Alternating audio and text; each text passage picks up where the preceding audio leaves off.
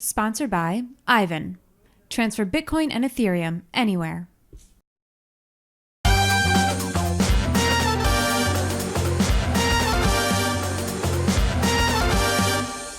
And welcome back to BLOCKTV, where it is that time of the week again. Pardon me, so excited because it's Thursday. And it's time for when we gather all the wheelers and dealers of the sphere, try to get them drunk and answer questions while trying to stay sober. Yes, blockchain and booze, returning victims and new guests today. I actually think we have all new victims. This is great. Okay, welcome, folks. I'm starting off with Eitan Levy, no relation to me. He's the co-founder and CTO at Tukey.network. Salute. Leah Jones, who fabulously I saw last time in New York. She's in charge of global partnerships at Celsius. Hello to you. Lovely to have you. Tomer Weiss, founder at Django Labs. Please raise your glass. Can't do this without another blonde. So happy to be joined by Millie Perry. Hello to you. She's the chair of Dow for Dow and head of ABC Art Business and Community Consultancy. Fascinating already. And last but not least, hello to you, Alexis Davis. He's the CEO and founder at Policy Pup. Can't wait to hear about that in a second because it's it's got like the notion of kittens in it. Yeah. Okay, folks, we're going to start with the news. Actually, there was quite a lot of news this week, and starting off with the surprise, the little company that would be LegerX, that beat out Backed with offering physically backed Bitcoin futures. Reading you just what launched yesterday, what was actually dropped yesterday. Ledger has officially launched the first physically settled Bitcoin futures contracts in the United States, beating the Intercontinental Exchange backed and TD Ameritrade backed LegerX to the punch. Really, that came from nowhere for us, at least in the media. Perhaps more importantly, LegerX is offering the new product to both institutional and retail investors, allowing anyone who can pass the KYC processes to trade the contracts, not just institutional clients with millions in assets. How great is this for the sphere? How bad is it? What is it going to do? I think that it was inevitable that a crypto company go for it instead of TD Ameritrade backed. They wanted us to blaze a trail, which obviously we did.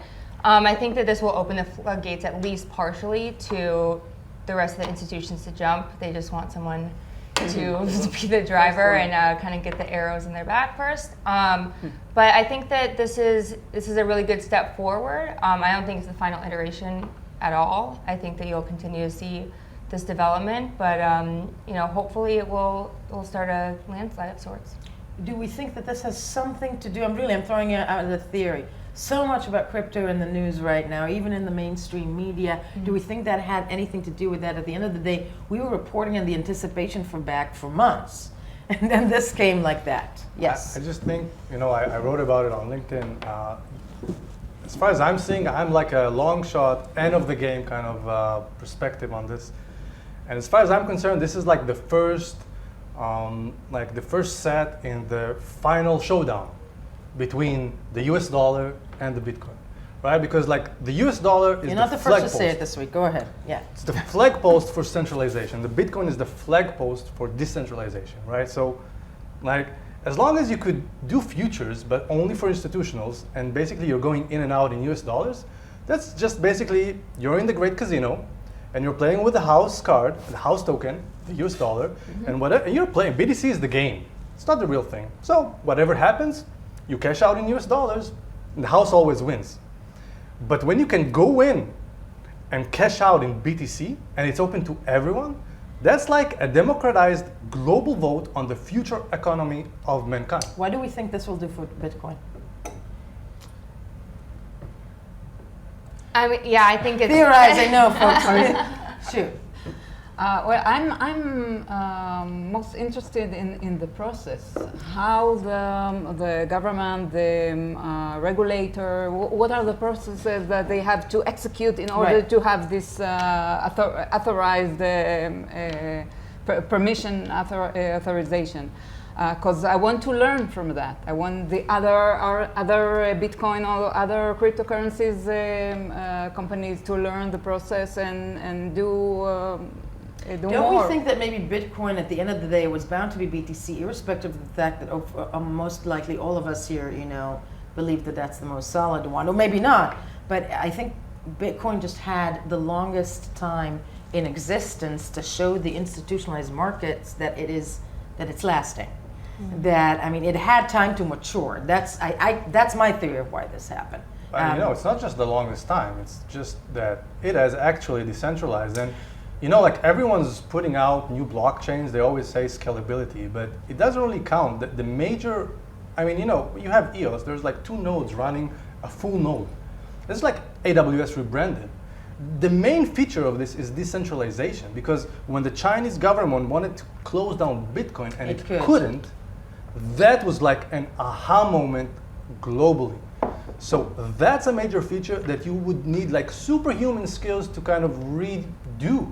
You need to kill yourself as the founder. Which founder would do it? Just one founder did this. Who? We don't know. No, I was waiting for you to say Satoshi and I don't know either. Yes. Okay. You want to say something? Yeah, so, and also another important thing, Bitcoin proved himself as the most secured protocol from the other protocol, and it's also stuff you should consider when you approve such a move. Okay, Mr. Pop, do we think the floodgates will open?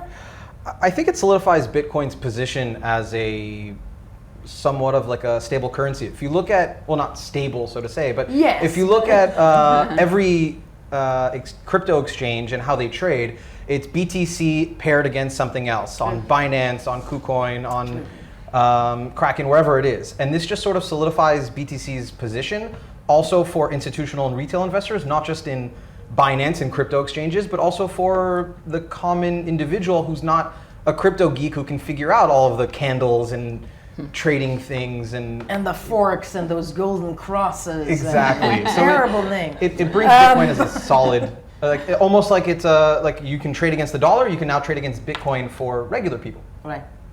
No, entirely. And when it comes to, you said floodgates, what do you think it's going to do? So I think in the near future. Right, so I think there's 2 things, right? Yeah. It can open up the floodgates speculatively, just like the CME and CBOE did, right? Or it could open up the floodgates and cause more stabilization, because ultimately, if this is the product that's presented to retail and institutional investors, then it puts it on this pedestal that ultimately garners adoption, stabilizes the currency as a whole, the price, so on and so forth. I think it's a big leap forward.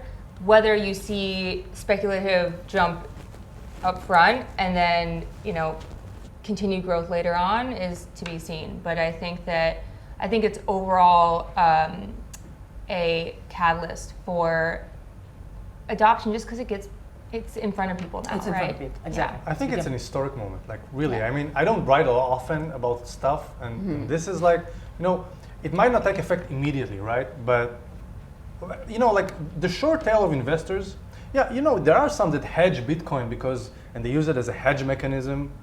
But most of the waves, there are investors speculating on the future. And the beauty of it is that it's basically a self-manifesting like belief, which can be basically viraled up like a meme. Now, when you only open up to institutionals, basically these institutionals are part of the 1% that actually hold a great stake in the US dollar. But when you put the future of US dollar against a BTC in a way that resolves in BTC, you're putting the actual result of the end game up for grabs. And when you're opening up to the long tail of wallets globally, that has the potential to do a complete transformation, like a democratic global vote on the future economy of mankind. So in my eyes, that's like a huge advancement. Of course, it's like small to seem with, but sorry. Yes, please. Yeah, I think one of my concerns is that when you open it up to retail and institutional at the same time, as a brand new product, we saw this with the ICOs, right? Exactly. It's not hashed out, it's not proven, and when, I agree that like retail investors have been left out of the game, consistently over the last 10, 15 years. You see all of that with the IPOs going later and later and later. But that being said, I don't know if I necessarily can foresee what happens when you open up Bitcoin settled futures contract to retail investors from the get-go. Once again, I think that's where it's going to lead us into not exactly the next item, but I think that's where more clearance and guidance when it comes to regulation will probably maintain, Right. will solidify this market so it doesn't become, I cannot believe I'm using the Wall Street term of a Wild West. Yeah. That's the beauty. That's the beauty. The Wild West. I love the Wild West, honey, but we're in the minority. But hold on, guys. Bitcoin and crypto might have this Wild West aspect to it now, but the fact that there's now futures contracts that are trading, it gives a sense of background validity to Bitcoin. And so I think actually Coinbase is going to see a lot more activity now that your retail investor might see, oh, okay, it's like getting backed by the New York Stock Exchange in a sense. Right. And so they're like, okay, this is not just money out of thin air, but this is now something that it's not necessarily institutionals coming in, but there's a back to it. There's a back to it, and we know system. its address. Yeah. Okay. Guys, before we continue, break for sponsorship. We'll be right back. Sponsored by Ivan. Transfer Bitcoin and Ethereum anywhere. Suffering from paying with crypto? You should know Ivan. Ivan makes it possible and easy. Ivan Digital Currency, the simpler, safer way to pay and get paid in Bitcoin and Ether instantly. Instant Bitcoin and Ethereum transfers. Speedy wallet. Multi-cryptocurrency wallet. Wallet recovery system. Transfer Bitcoin and Ethereum anywhere. Welcome back, Blockchain and Booze with self-made margaritas, but let's move to the Federal Reserve. The Federal Reserve this week has lowered its benchmark interest rate for the first time since, bad date, 2008. It's a move that many had believed would signal the start of a new cycle of rate cuts to bolster the U.S. economy amid slowing global growth and stubbornly weak wage gains for many American workers. But in a press conference this week following the announcement of the cut, a quarter of a percentage point to around 2.25%, Federal Chairman Jay Powell suggested the central bank was not committed to continuing the low interest rates. Let's have a listen to what he had to say. We decided today to lower the target for the federal funds rate by a quarter of a percentage point to a range of 2% to 2.25%. The outlook for the U.S. economy remains favorable, and this action is designed to support that outlook. It is intended to ensure against downside risks from weak global growth and trade policy uncertainty, to help offset the effects these factors are currently having on the economy, and to promote a faster return of inflation to our symmetric 2% objective.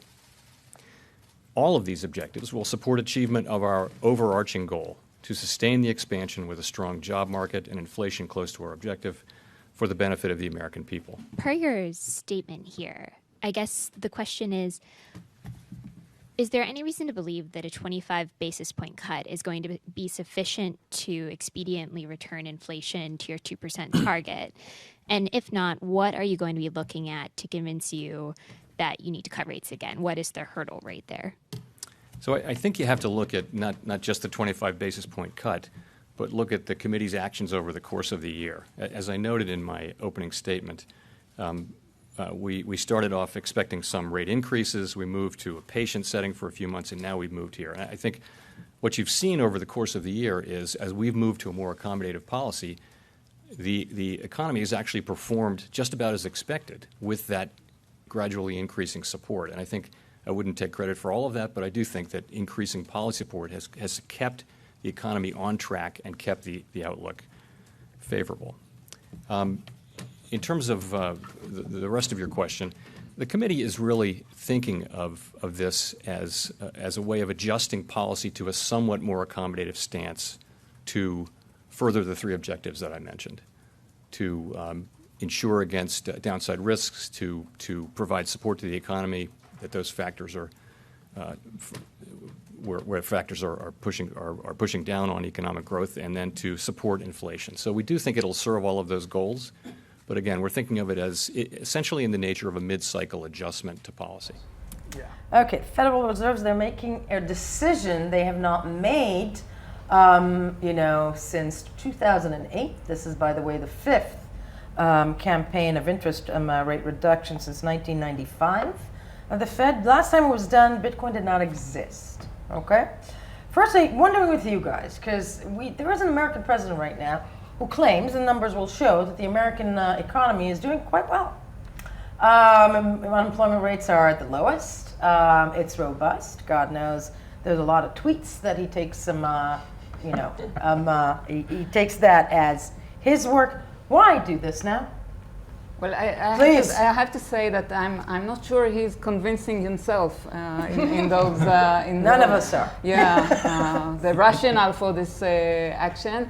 But this is a complex system, and there are pressures from a lot of angles and a lot of sides. Yeah, there are those which and those are to do for the the trade wars with China, etc. yeah. So, but let's face it, it's not for the American citizen. I don't know, some people see that as part of the election campaign coming up.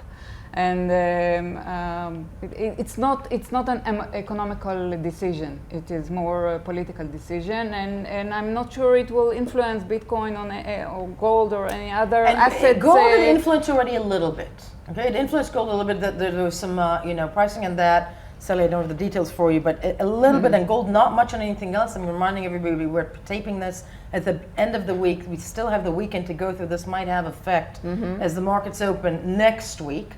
But the Bitcoin bit, that's the thing that interests us. Do we think it's going to have any effect on Bitcoin at all? So I can tell from, not like a kind of high level effect, but I started to get a call from friends. Oh, Tomer, do you know that the US cut the rate yesterday?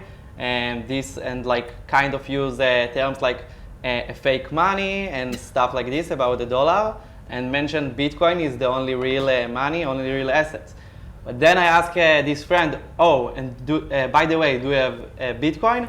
And he said, no. Then I asked why. It's too much activity, I don't know how to report it, and so on. By the way, there is good solution of several companies, which I will not mention. I will tell him, okay, you should do it with them. And but I guess it's also related to the other topic that right now, all these trends for buying a future of Bitcoin give like kind of a way to more adoption and accessibility. It solidifies, I think it gives it more prestige, what it needed, more and more of a route into institutions. I'm wondering though, when the Fed does something like this, yesterday I had the chance to speak to Dan Held. For those of you who know, he's the head of within the sphere early Bitcoin adopter. He said he's been waiting for a moment like this for years because it's such a clear indication that the cards are falling. Would you agree with that? It's like karma, because it's like nearing the halving, in Bitcoin, and halving is like a big signal of like extended demand. And then you look at all the smart money is looking at these things, not retailers usually, but this signifies a fright. They're afraid that the economy is shrinking. And this usually is done, and this is a rare occasion, right? It hasn't been done since 2008. So this makes remember what happened in 2008. Yeah, exactly. So if they would do it like every day, that's fine. But they're doing it like once now, and it's like karmatically right near the halving, and it's a clear signal to any smart money that they're afraid that the economy is shrinking. And when you look at Bitcoin, most smart money already, with firms like yours, and others, they're already trading Bitcoin as a hedge against all centralized economies because they're all intertwined. If one falls, everyone's falls. Well, there's No, go ahead. Well, they're staving off the impossible. Economies typically move up and down in waves, and like it goes up, it goes down. That's fine. We can try and fiddle with the, how much here and there. But if you look at all of the FANG stocks, Facebook, Amazon, Netflix, and Google, they've hit their all-time highs. They've receded. They've come back a little bit ever since. And like you mentioned, the halving's coming up. I believe it's next year or 2021. 2020, yeah. So, and everyone's been talking about a recession for a while. So if the recession hits at the same time where the halving occurs, and then the rates stay low, and it's kind of almost like this perfect storm for, not necessarily right now for Bitcoin going ballistic, but do your own research. But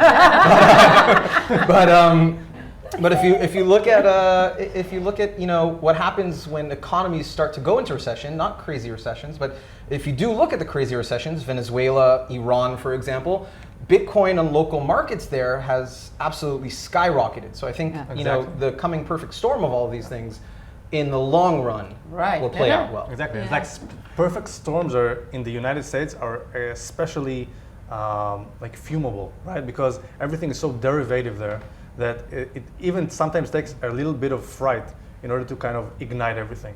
And such a move at this time is something that does signify, in my eyes at least, something that's, in terms of a strategic point for Bitcoin, it's a big plus. Yeah, I mean, I think they're putting a Band-Aid on, a broken arm. It's just saving off the inevitable, and ultimately, I agree with the other panelists that you're going to see this is just one piece of the puzzle.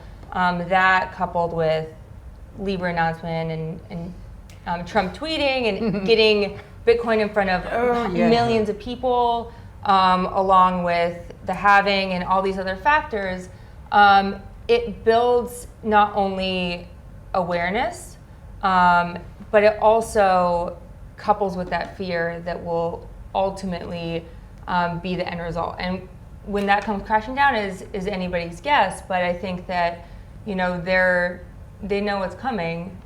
They know it's coming, and the question is, and as I said, before we move to the next phase, makes you wonder what happens throughout, let's say, the next presidential term, and what happens at the end of those 4 years. But let's leave it at that. Yeah. Just like one thing, it's like, if you look at it from the side, and I'm looking at it from the side, I don't live in the United States, but it's like, United States is like the grand, poster boy of capitalism and the culture of abundance. And you look at the Trump administration, you look at all the centralized government control, and all that happens just by itself. You don't even interfere with them. And it's like God speaking and saying, really? That's your system? Yeah. That's like... It's worldwide, though. Yeah, I was about to say, honey, it's not a U.S. problem. It's not a local problem. Can I tell you? It's a cultural issue. Yeah, and I think that what you're going to see is that when things like this start happening in the U.S., it is a ripple. Yeah, of course it's a ripple effect. Yeah. And the longer that they turn a cheek to it and don't address it, the worse the worse it gets. It's going to be. Yeah, exactly. Guys, on this optimistic note, we're just a bundle of joy. But Realist. Yes. But now, still, there are things that are coming away, and apropos in the news, we of course are going to touch about Libra, but Libra wasn't the only hearing in town.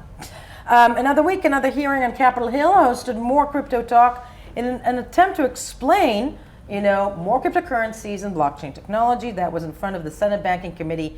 Again, gathering once more this time to shed a light on what we just discussed and what I just said. It was some of the same makeup of the Senate panel. It wasn't as dramatic or sexy as the Libra hearings, but come on, that's Facebook. And so with the Circle CEO taking the heat this time, let's have a listen to a bit from that hearing. Help me understand, if a digital currency is to become global, like Libra seeks to do, how does it do that? How does it get global acceptance if it faces 190 different countries with different jurisdictional issues and different regulatory systems? And maybe another way to ask my question is, if the United States were to decide, and I'm not saying that it should, but if the United States were to decide we didn't want cryptocurrency to happen in the United States and tried to ban it, I'm pretty confident we couldn't succeed in doing that because this is a global innovation. But how would a company that wants to create a cryptocurrency that has global reach get into the United States, or how would that impact the United States? You see the question I'm asking? All this enthusiasm, but you were saying as this was going on, first of all, historic moment. Yeah. I think there's one thing that I gleaned from that hearing. Legislators in the states understand they will not be able to ban crypto, right? Yeah. Okay. Yeah, so I mean, look, I think that what is the biggest gap in understanding here is that open source technology is like water, right? You can put a rock in it, you can put a dam, but that water will find a way around it.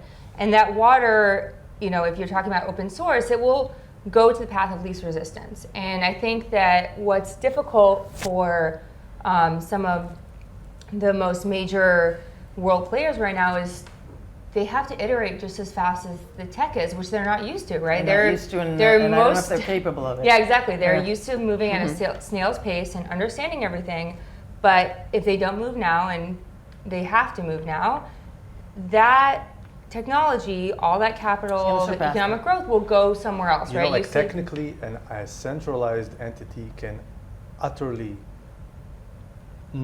is utterly unable to cope with open source. Yeah, and here's the thing: is that we were talking about China. Is that of course they can't ban it, but But they can rape and pillage it, Exactly, but guys. the thing is That's that my fear with they, this. they can't ban it. But the fact of the matter is that They can own that it. tech will go, and that We've seen that economics, before. yeah, It was called intranet. the economic simulation will go to the places that benefit it. And so, yes, you can try to block it. You won't be successful. But at the end of the day, countries that are positioning themselves as open, friendly, regulatorily clear on the tech, whether it be digital asset, blockchain, whatever you want to call it, will be the ones that thrive. And if the US or China or Europe doesn't face this head on and they try to go at the pace that they're used to going, then For sure. they're going to miss out on the chance to benefit from that. I have to say I'm more optimistic.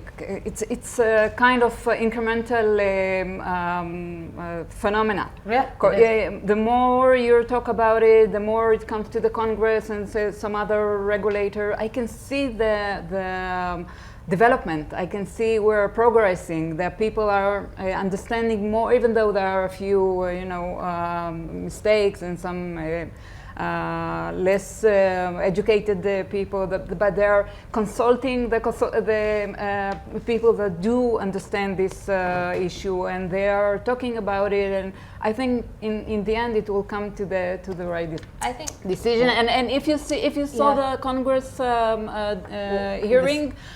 People came very prepared. They know the Congress Libra. hearing. Yes. Yeah. But they read Some article of them, about it. Some of them seem to they like consult. McHenry there was incredibly impressive, but a lot of them also, I would argue and say, the only thing I would counter and say, a lot of them came with a full belly on Facebook and You're sat right, there. You're right, but they do understand that they can't ban the technology. They can't stop the development and the progress. To say. Yeah. It's I'm like optimistic. Sorry, I think it's like when you tell a child not to do something, they only want to do it more. So even if they attempt to do so, what it'll do to BTC's price is a temporary drop and then eventual even further adoption. But you can't. I don't. Forgive my U.S. citizenship, but I don't have the confidence in Congress to actually genuinely understand this. The same way that when you saw Facebook's hearings in Congress with their data breach, and recently in the past, I mean, you had senators sitting there asking them, well, if I email someone on WhatsApp, and it's like, well, sir, you can't email someone on WhatsApp. They don't. It takes them a long time to understand these things, and by then it's too big to fail. Not to use that term so much, but it really is. I think that the point made was, yes, there might be some people understanding it and moving forward and educating themselves, and I think that's great. What I worry about is the structure of the U.S. regulatory system will not be able to move fast enough. This is their role. They have to be the they're the consensus, right? Like they're the blockchain. I just want to weigh in there. First of all, I don't think it's pessimistic at all that the U.S. concedes control over the global economy. I think it will only do wonders to the economy of the world. That's my. Decentralization. I didn't say like release all control. I said just like decentralize the mapping of control. And the thing is, like, coming in from like a biology decentralized networks kind of thing, to be very short about it. Like, you look at viruses, what makes them work is that they're just basically pieces of code that can be injected into servers that in the body we call cells, and they can just replicate and move to other servers. They work in unison. So when you have an actual open source system that basically creates some kind of communal effect, in this case an economic one, this makes something that is impossible to stop from a centralized perspective. And just I don't think we're ready for decentralization. Yeah, we're definitely not. Just, like, I think of decentralization as a sliding scale. There will be parts that are decentralized before others, but To be But frank, you're my already mom, seeing this. I You're know, already but seeing this my because mom can't countries. handle her own medical I was records. about to God, say like, the same. Look, Wait, I'm not my saying- 85-year-old mother is not ready to do shit. I on her own. agree. I agree, Right. but my They- point is they don't different. have a We're phone definitely call. we're definitely not ready for decentralization. If you look at, for example, centralization in terms of the globalization of the world today is actually quite a great thing. If you looked at multipolar systems where Europe had lots of power between different countries, it led us to 2 world wars. You look at after the Second World War, the United States had a unipolar system. We were able to govern control of the world, and the world's a better, safer place. We've got wars, fine. But what happens when, if you look at NATO is they're not able to actually stave off the world's problems. Yeah, And that's right, You but- need the United States to put the 5th Fleet next to I think Iran. you- yeah, I but think what you- happens if you rely on NATO and Germany with their 3 fighter jets that they have operational Yeah, so- today? It's baby You're not steps. going to be able to maintain power. The thing is that armies basically the thing is that for a long time now the war has drifted from from guns to economics, and in economics, Oh, yeah, the what's next happening war, now? Not only that, folks, the next big war will be cyber. It is Yeah, cyber. yeah. It's It is already cyber. started It's in not just cyber. That's for guys. sure. It's not. It's Yeah. going to all be in there. Yeah, but it's not cyber information the thing anymore. is- It's Not just cyber cyber information. It's money. cyber attacks, cyber Yeah. money. I think that. Can you imagine shutting down a country's And you can do money? it. Oh, And Libra electronically? can do that. Exactly. Libra Now, will what Libra are you will talking definitely about, be able to do Libra? that. Okay. Yeah. Libra. Okay, How so can Libra do that? because Libra, I think that one of the best talks I've heard, or best pieces of content in the last 2 weeks, was Andreas Antonopoulos' talk on Libra. And he drew parallels between Libra and the IMF. And he said that, look, this is not a cryptocurrency. This is not a, utility token. This is a whole new breed of corporate currency. Right. And when we talk about what Libra is doing right now, it is literally, there will be the people's currency, Bitcoin, decentralized, there will be corporate currency, and there will be governmental currency. And you're going to see them battle it out more than anything else. Anything else, and I think it's going to be in every genre. Ima- One can say and I think it- people but I think money, it's citizen journalism. What- You know, Yeah, imagine Yeah. a world in which Yeah. a world in which you can literally Facebook could take down an entire economy by just offering Libra. Like they could take away 10% of that company's country's yeah, that that's country, what's yeah, that scaring country's everybody. economic transactions just by offering Libra, and you take them down, you crash them, and then who's the savior there? Who's lending to them? It's even scarier if you look at, kind of like the bigger swath of what's happening in the world, where private corporations are now launching internet satellites to empower the rest of the world with internet connections. Well, hold on a second. And- No, it's that's- great, but if those internet connections are now connected with their banking system, No, it's terrifying. and then you have private militaries. Imagine Facebook hires a private military. It controls your money. It controls your security. Oh, for the and love of one God. day they shut down everything. Can I just say one thing though? Because the fact of the matter horror. is Yeah, the that horror, the what horror. you're talking about It's of nice them, with the background of Mark. yeah, I know. This is great. them launching satellites to provide internet is simply them mining more resource. Like they run Of on data, course, but then and they so that's a control it. raw I just material. before we start the ZDF, that's the Zuckerberg Defense Forces, which I've just made up. I was not advocating No, for no, that. no, you are not advocate, neither am I. One more sponsorship, we'll be right back. No, they're- Sponsored by Ivan. Transfer Bitcoin and Ethereum anywhere. and The rise of. Still in the rate of capitalism surveillance conversation, we're capitalism. back. Oh. Yes, no, but it's okay, wherever you were. I mean, we were talking about Zuckerberg, and look, their business model is data, and so they're launching internet all over the world.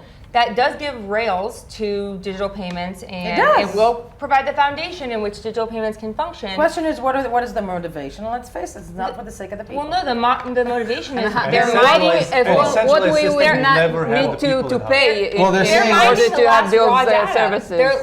Or the last raw resource that we've ever had, which is the human experience. Like human they're experience. The human mining. experience is owned by each of us, and when they Not anymore. Not anymore. babe. Not anymore. No, you don't own your. No, it's Decentralized- a Zuckerberg. material. It's a Zuckerberg. processed, Yeah. packaged, and sold material. in Yeah, and decentralized it's systems. more lucrative than oil. And they're Apropos. futures markets, right? Like Yeah. the behavioral futures markets themselves That's are also- what creates. But I'm telling you this from a technical perspective, and that's why, because I've been in the insides of Facebook. In the last company I helped build the core technology for, their entire business model raises from target audience discovery.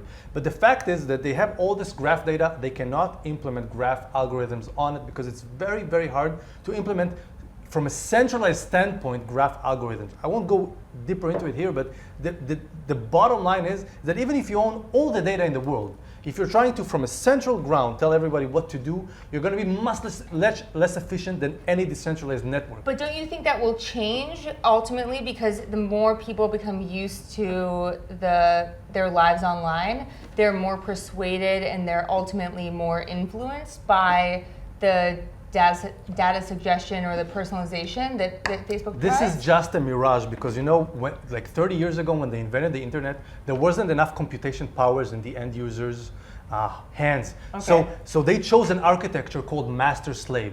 They cynically called it server-client, but it's not a server and it's not a client. The name of the architecture is master-slave. And that's what gave rise to centralized economies. But if you look in nature, all that, like you look at bacterial colonies, these are egoistic individual cells. They form colonies 10,000 times the number of people on the planet, and they have much better adaptability than any centralized system. And today we have enough computation power. But that's It won't why we have It won't antitrust. stop them from trying. But that's why we have antitrust laws to break but you these don't- organizations you up once they want reach them a to certain apply. size. You don't Well, want them to monopoly apply the antitrust antitrust laws are regulations. Well, it depends. If Reactive Facebook and controls the unprotected. world, So then you want, maybe we do. So when you'll need it, it won't be Laws are reactive. applicable. They can never actually build a solution. Now we have enough computation powers in the end of each user's hands to actually transform the very architecture of our web to peer-to-peer, master to master. But that And the type of depends on computational education. complexity that these types of networks can achieve is orders of magnitude greater than any centralized network. And that's the reason the entire network is slowly transforming to peer-to-peer.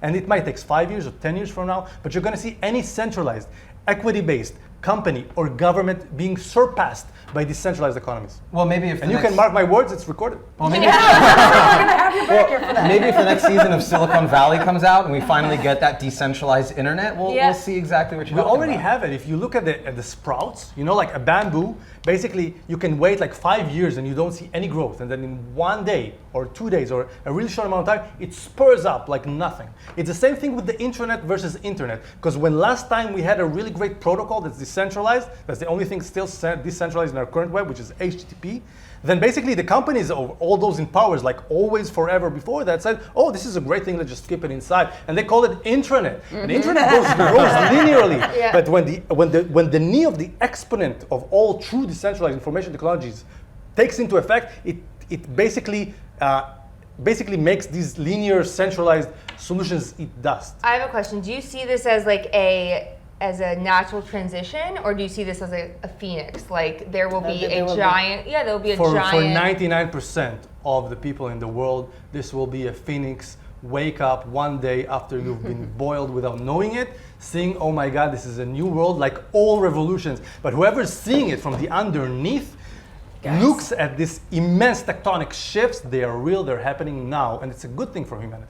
Amen to that, folks. I don't know what about you, but I want to go have yoga with Mr. Levine. But raise your glasses. You have been fabulous. This was quite the emotional panel, but it was quite the emotional week. Salute to you. This was Blockchain and Booze. Yes, bravo. Thanks, guys. And Thank we you. will be right back. There you go. Do you want to try that, or do you want to try whiskey? I'll have some more margaritas. Sponsored by Ivan. Transfer Bitcoin and Ethereum anywhere.